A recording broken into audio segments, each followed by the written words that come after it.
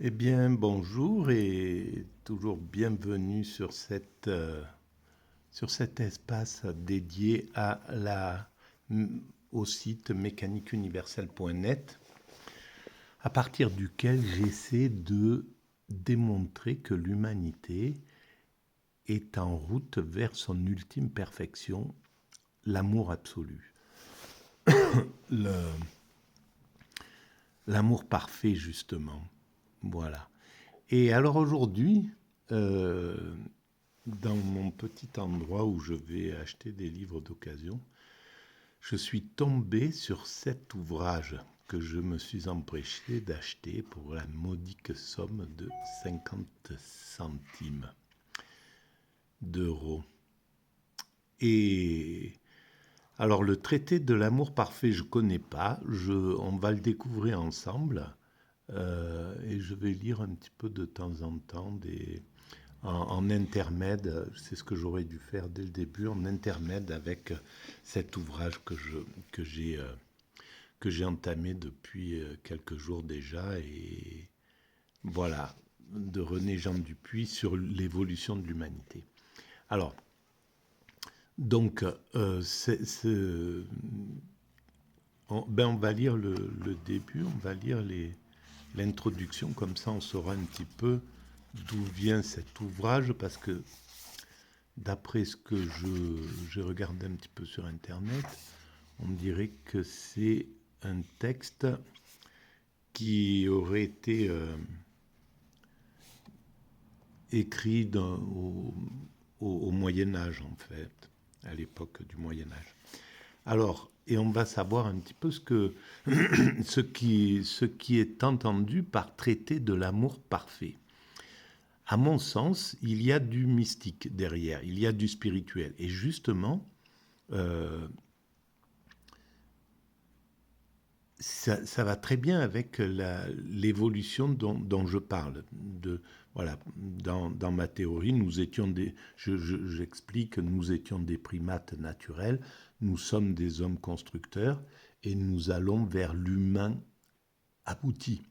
Voilà, l'humanité évolue comme ça, dans de cette façon jusqu'à son ultime perfection. Et cette ultime perfection, c'est entre autres la paix universelle, etc., la fraternité absolue, un fonctionnement parfaitement écologique.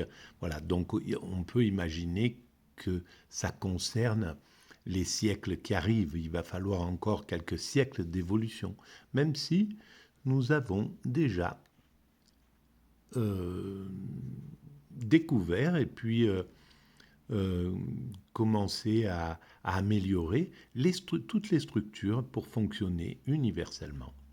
L'ONU, toutes les organisations mondiales, nous les avons construites, créées au siècle dernier, puis maintenant on continue à les peaufiner. Bien sûr, elles n'ont pas encore atteint leur état de perfection, elles sont injustes, elles privilégient un peu l'Occident sur le reste du monde, etc. Mais tout ça, c'est en devenir, ça va s'améliorer. Voilà, il faudra encore des décennies, peut-être des siècles, mais ces organismes, l'ONU, l'UNESCO, l'OMS, l'OMC, etc., l'Organisation mondiale du travail, les organismes qui s'occupent des mers, les organismes qui s'occupent de l'écologie, etc. Toutes, ces, toutes ces structures sont en place. Alors, pour moi, mais j'ai aucune idée de ce qui est écrit dans cet ouvrage. On va le découvrir ensemble. Et à mon sens, ça parle, cet amour parfait, moi je pense que même s'il prend appui sur l'amour ordinaire, sur l'amour physique entre hommes et femmes, etc., sur l'amour euh, des, comment on pourrait dire, euh, laïque, ou voilà, l'amour quotidien, l'amour qu'on rencontre dans nos existences. À mon sens, c'est métaphoriquement l'idée de l'amour parfait, donc de ce vers quoi l'humanité se dirige, vers l'extase, la béatitude, l'éveil, le nirvana, cet état spirituel supérieur. Mais c'est juste un point de vue avant d'avoir lu. C'est donc une anticipation en somme. Alors allons-y. L'introduction d'abord. Un texte peu connu. Le texte du traité donné ici est une découverte de la philologie italienne et a peu intéressé la critique hors de la péninsule. Il se trouve dans un manuscrit hétérogène conservé à Erfurt. C'est pourquoi il est anonyme d'Erfurt. Et a été signalé par le savant italien Gherardo Bruni en 1936, puis publié et traduit par lui en 1954. Une autre édition par Eugenio Massa a vu le jour en 1976 et il en est paru tout récemment une nouvelle traduction due à Massimo Sanelli.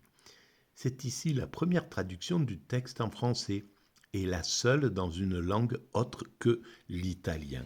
Évidemment, pour le traité de l'amour parfait, il fallait que les Français y soient mêlés aussi, évidemment. Alors, 2. Un texte sans auteur. Comme ce traité prend place dans le manuscrit d'Erfurt, entre deux opuscules de Gilles de Rome, 1243, 1247, 1316, donc c'est bien cette époque-là. C'est le XIIIe siècle, XIIIe, XIVe siècle, le Moyen-Âge. L'exposition super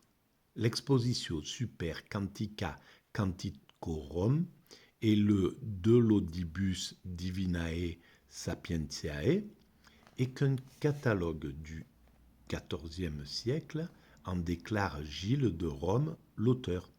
Il a souvent été attribué à cet écrivain scolastique.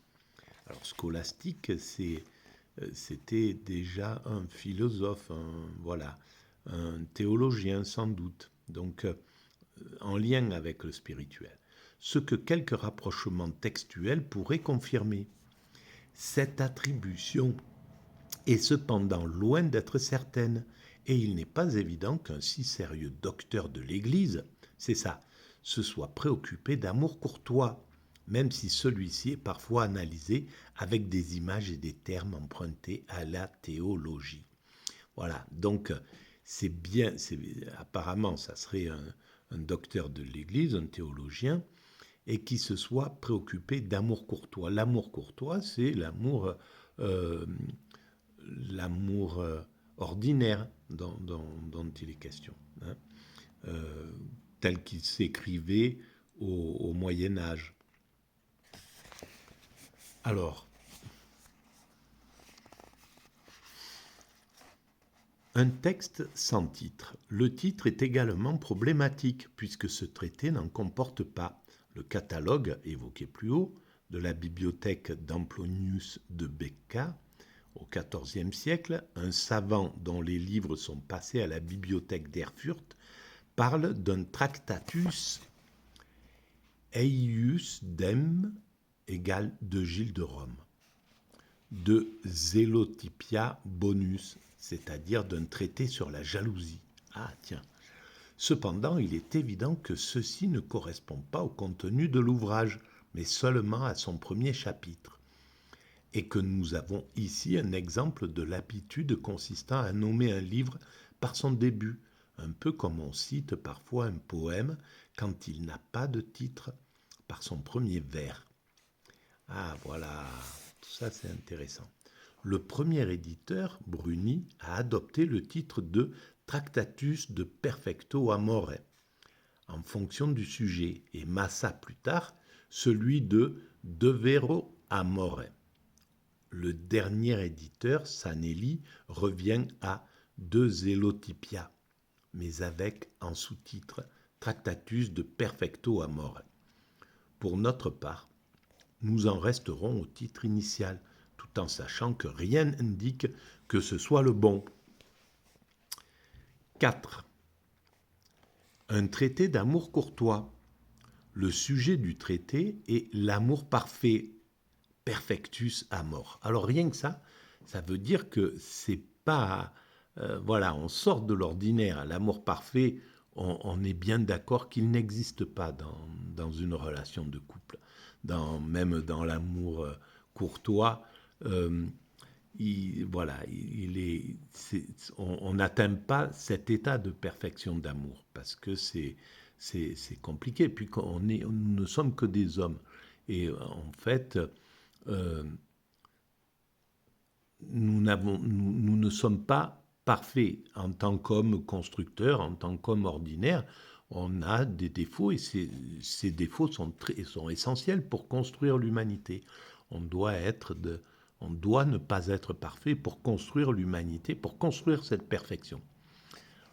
Et en fait, le seul moment où l'homme pourrait être parfait, serait parfait et parfait, c'est dans l'état d'extase.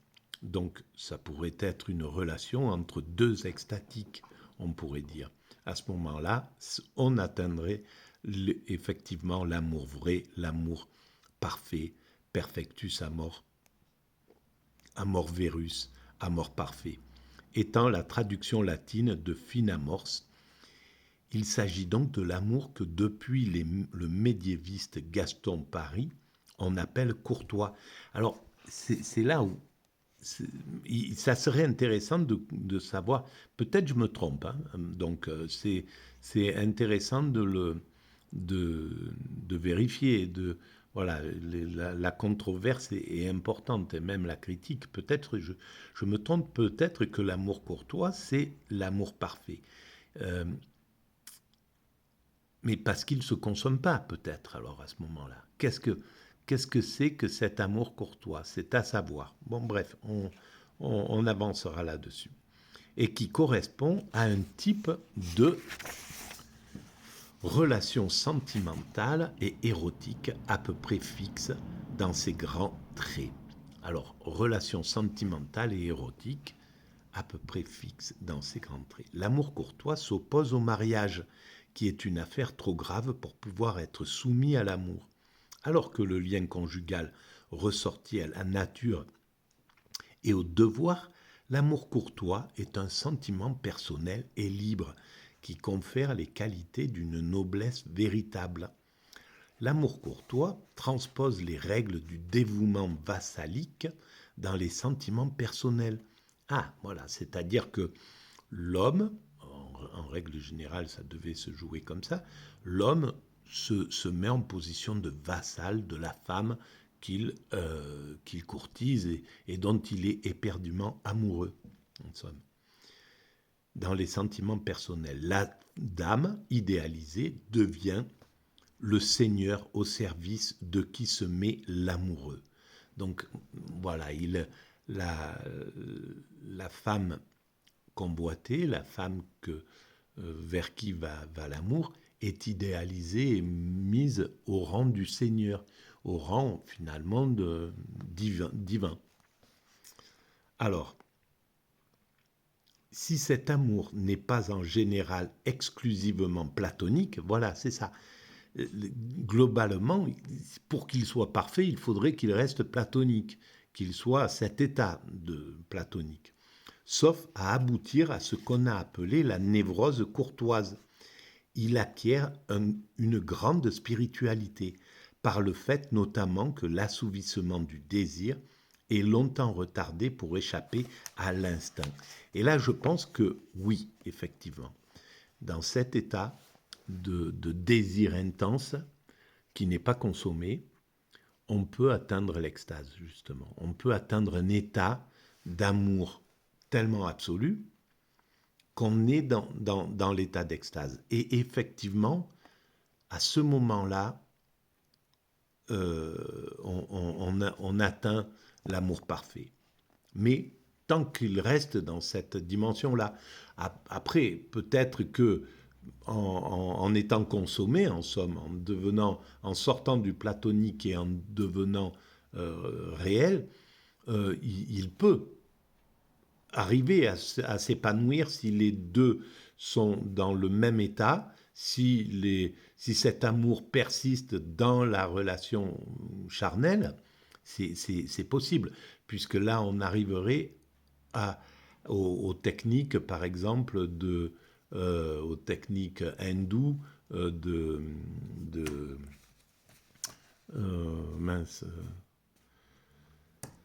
Euh, ah bon Dieu, du tantrisme. Voilà, les techniques tantriques. Alors oui, je pense que le tantrisme permet d'atteindre cet état extatique à deux si les deux sont sur la même, au même niveau d'intensité amoureuse, avec un esprit absolument limpide, l'un l'autre. Voilà, je pense que techniquement, c'est réalisable. C'est pas pour rien que euh, des êtres humains l'ont expérimenté il y a 3000 ans, 4000 ans, 5000 ans, et de façon... ça a été réfléchi, pensé, expérimenté, c'est sophistiqué. C'est un peu comme le yoga, voilà, c'est des techniques qui ont été extrêmement peaufinées, et donc on peut vraiment faire confiance à ceux qui en parlent. Alors, apparu dans la poésie à la fin du XIe siècle, en pays de Languedoc, cette conception nouvelle des relations amoureuses s'est diffusée ensuite dans la littérature du nord de la France, limitée en principe à la noblesse, comme l'indique son nom, courtois vient de cour. Ah, c'est l'amour de cour, quoi. Cette théorie a essaimé ensuite dans des milieux plus larges, en se vulgarisant et s'atténuant, mais en prenant aussi un caractère moins littéraire. Il s'agit alors d'enseigner les usages qui distinguent en amour l'homme courtois du rustre.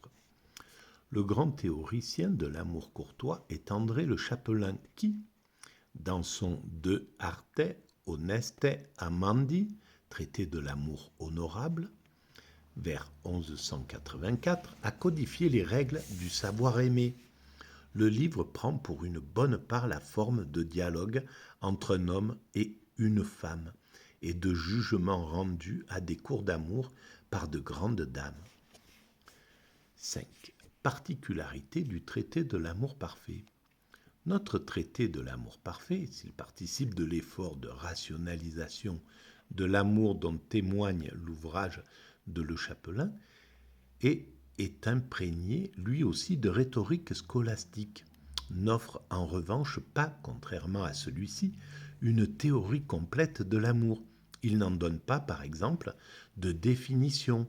Il se contente d'en aborder certains aspects jugés essentiels en procédant par 23 questions et réponses de nature causale. Pourquoi ceci? Parce que, etc. C'est la forme du...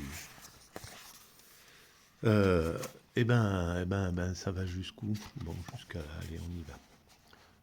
Plusieurs thèmes habituels de la courtoisie n'apparaissent pas ici, ainsi l'idéalisation de la femme ou le service de la dame aimée. Le traité présente l'originalité de parler de l'amour courtois dans un langage fortement marqué par la religion et l'écriture. À mon sens, il y a de la spiritualité derrière tout cela. On verra. Et notamment sensible l'influence du texte ambigu du Cantique des Cantiques, qui paraît célébrer la passion fougueuse et les émerveillements de l'amour physique, mais dans lequel les commentateurs médiévaux veulent voir l'appel de l'âme vers Dieu ou l'union mystique de l'Église avec Jésus. Et c'est comme ça que je le pense. C'est le Cantique des Cantiques, même s'il s'appuie sur des termes et sur des images de l'amour ordinaire, de la passion fougueuse pour un être aimé, à mon sens, c'est ce qui est sous-jacent, c'est l'amour divin. Voilà, c'est l'amour raconté par quelqu'un qui a vécu l'extase. Quand on a vécu l'extase, on peut comprendre ce que c'est que cet état transcendantal d'amour, parce que là, on est dans un état d'amour absolu, mais qui d'ailleurs n'a pas besoin de l'amour charnel. L'extase ne recherche plus, si on est dans un état extatique, on ne recherche pas la sexualité ou quoi que ce soit, puisque cet état, il est summum, c'est un summum. On ne peut pas dépasser cet état-là. J'en parlerai un peu plus loin. Alors, Cantique des Cantiques, etc. Voilà. D'autre part, pour nous limiter à 2 exemples, les rubriques 9 et 17 font clairement allusion à la théologie de la Trinité dans un contexte qui semblerait pourtant exclure ce sujet. C'est que derrière l'amour charnel se profile toujours l'amour spirituel. C'est bien ce que je pense. Plusieurs rubriques s'appuient sur des citations présentées sans référence. Première épître de Jean, Sénèque, ou attribué à quelqu'un, le philosophe, Sénèque, le sage. Voilà, tous ceux qui ont un lien avec l'extase, avec cette idée d'amour absolu, de bonheur suprême, etc. C'est cet état-là qui ensemence la philosophie comme la religion, comme la mystique. Cette citation fonctionne toujours comme autorité, c'est-à-dire que le texte cité vaut argument. Cependant, les citations, si on laisse de côté le cas de l'écriture, ne prouvent pas un contact avec les auteurs. Elles proviennent plus vraisemblablement de recueils. Les manuscrits nous ont en effet livré de véritables abrégés qui rangent les proverbes et sentences par thème, par ordre alphabétique ou d'après les œuvres où ils sont pris. La bonne représentation de Sénèque parmi les auteurs ici allégués n'est pas surprenante. Sénèque a joui, au Moyen-Âge, d'un immense crédit, né en partie de sa correspondance apocryphe avec saint Paul, et plusieurs collections de sentences sont dans le manuscrit mises sous son nom,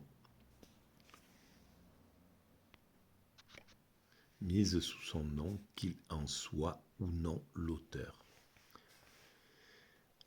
Alors, est-ce qu'il reste encore, oh là là, 6. Principe de cette édition. L'orthographe du manuscrit a été conservée, mais la ponctuation, absente des manuscrits, comme on sait, est moderne. Nous avons fait au texte les quelques corrections mineures qui s'imposaient et qui sont généralement acceptées. Elles ne sont pas indiquées dans ce livre qui ne se veut pas d'érudition. Et c'est tant mieux, parce que ça nous permettra de faire une lecture basique, comme je le suis à l'origine. Notre traduction est la première en français, on l'a dit. Le texte ne pose pas de difficultés particulières à qui maîtrise les pièges du latin médiéval, emploi flou des prépositions notamment. Nous avons en général gardé les lourdes articulations logiques du latin scolastique, conjonction de coordination et de subordination, mais allégé parfois les nombreuses répétitions caractéristiques de cette manière d'écrire. Comme tel, le traité devrait être facilement lisible en français et améliorer notre connaissance de l'amour dit courtois. Étienne Wolff. Eh bien voilà, donc je vais arrêter là pour cette vidéo et on avancera un petit peu dans le traité de l'amour parfait, le Tractatus de Perfecto Amore. La première ligne, on va la lire comme ça.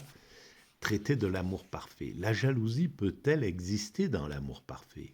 Non, parce que la jalousie n'est que soupçon, crainte et accusation injuste contre l'amour entre l'aimant et l'aimé. Or, l'amour parfait exclut toute crainte. Et l'amour parfait exclut toute crainte veut dire beaucoup de choses qu'on commentera tout à l'heure quand je reviens du yoga. À bientôt. Merci de votre écoute.